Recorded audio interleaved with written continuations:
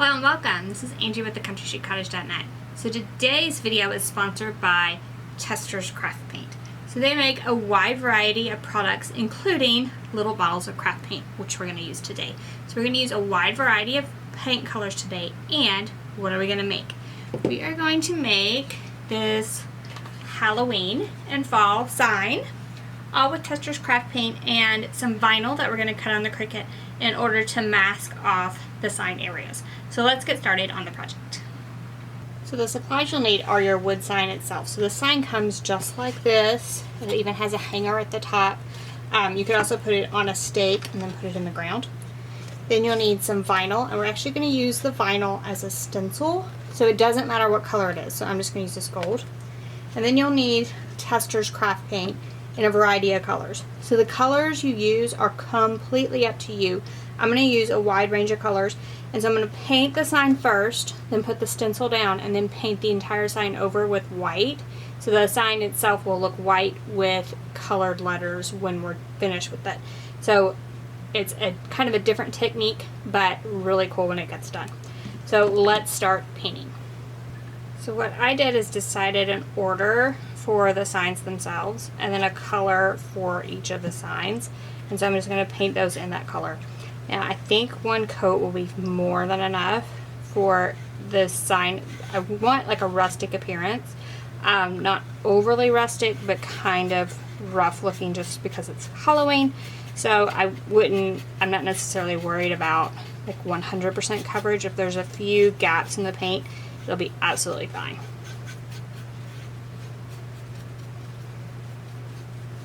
You can also change up the words however you want. So I'm going to offer a cut file for the words that I used, and I'm going to use my Cricut to cut those out of vinyl for the stencil. You can absolutely do different words down the sign, different colors. It's completely up to you. So once you learn this technique, the process is fairly simple, and then you can customize it to however you want.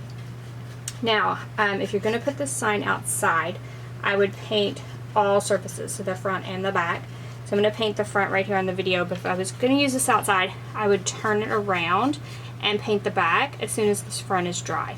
So that just protects the sign itself from the weather a little bit better if all the surfaces are covered with paint.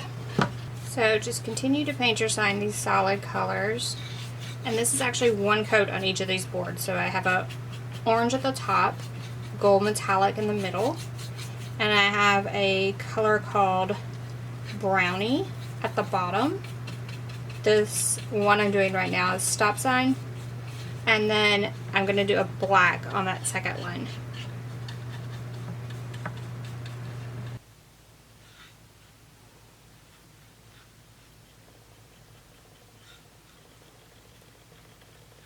Then we're just going to allow this portion to dry completely. Then to give the sign a little more of a finished appearance, I'm using a darker brown, and I'm just painting these slats in between here. And then I'll also flip the sign over and go along the sides of these slats because you can see those. Again, if you're using this outdoors, I would paint all the surfaces, so front and back.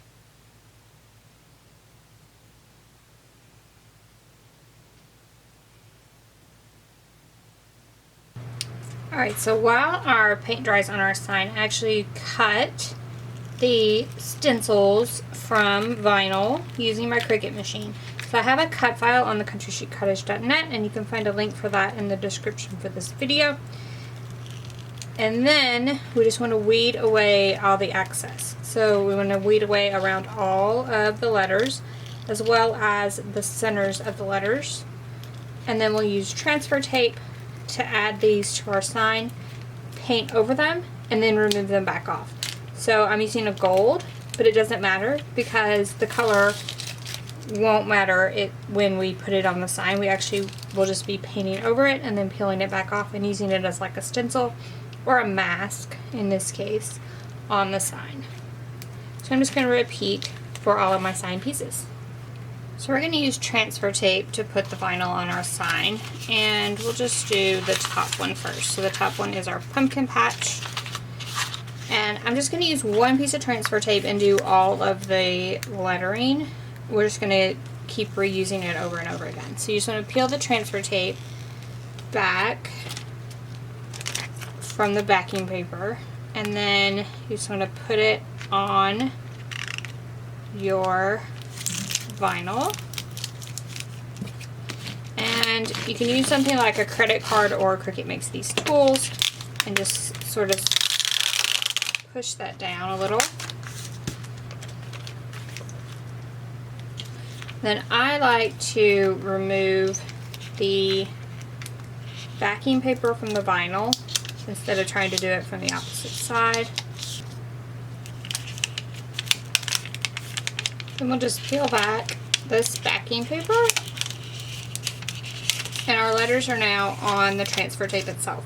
So I'm going to keep the backing paper for the transfer tape, just to put it back on so we can do our other pieces with it.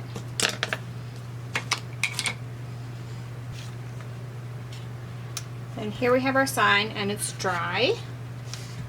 So now we just want to add the pumpkin patch to the top one.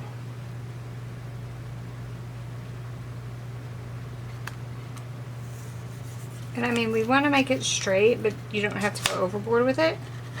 This is a pretty rustic sign.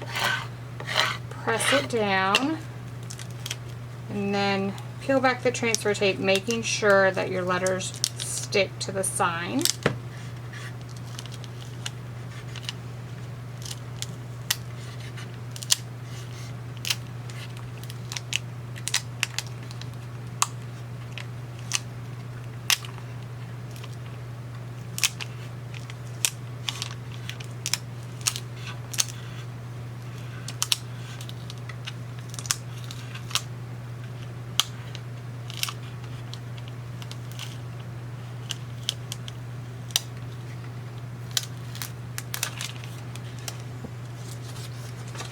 And then I'm just going to put this back on this backing paper and set it aside, and we'll use it again in a minute.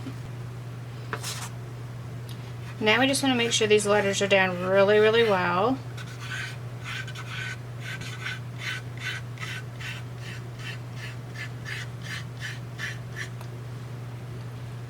And then we're going to use white paint.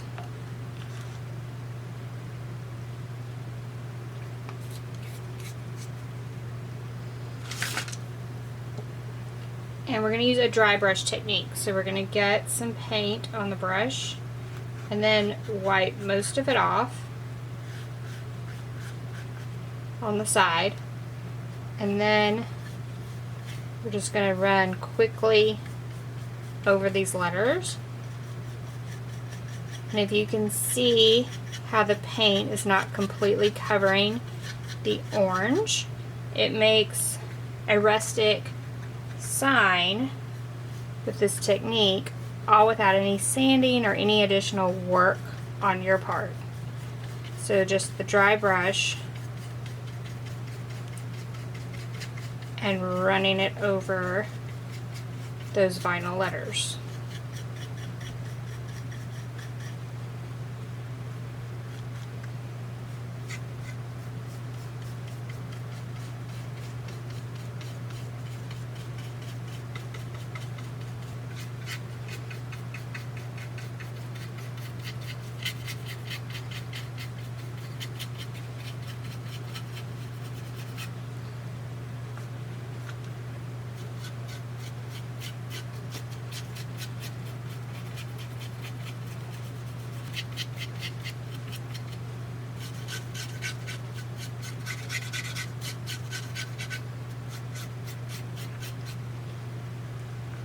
You also might want to touch all of the sides of the signs, just so it won't be bright orange on the sides, or a bright color in the case of the other ones.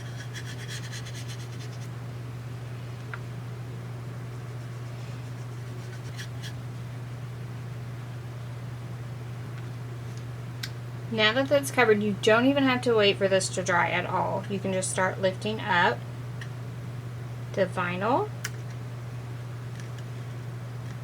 and you can see your letters really come to life.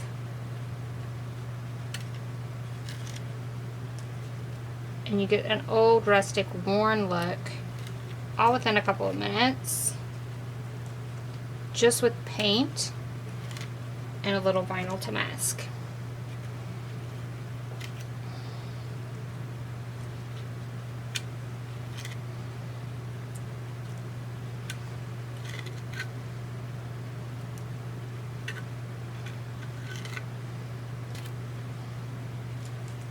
But then we'll just continue on and paint the rest of our signs. Alright, I'm just finishing adding paint to my last sign. You will notice the arrows are missing, so we're going to add those in a minute using a different technique. I wanted those to be a little different and not stenciled the way these are.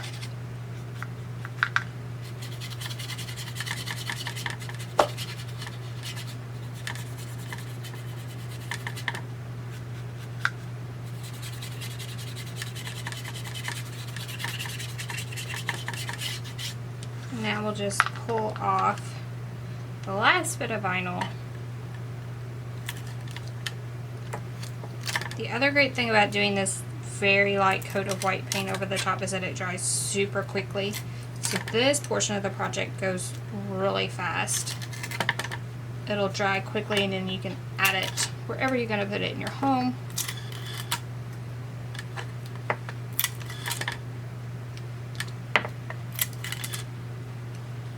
So on each sign I'm going to add an arrow pointing the direction of whichever way they're going to go.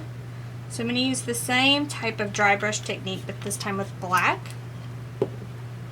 Put my brush in and then get most of it off. And then on each sign I'm going to paint, I'm going to freehand an arrow and make it pretty rustic, not all the way filled in.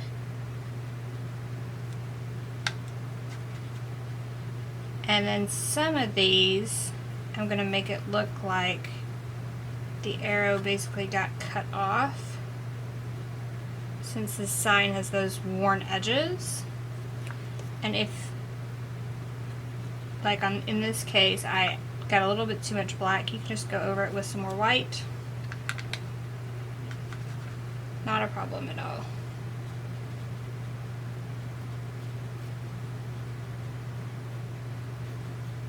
And this one I'm actually going to just have a piece of the arrow, because the entire arrow fell off the haunted house sign, as well as the pumpkin patch sign.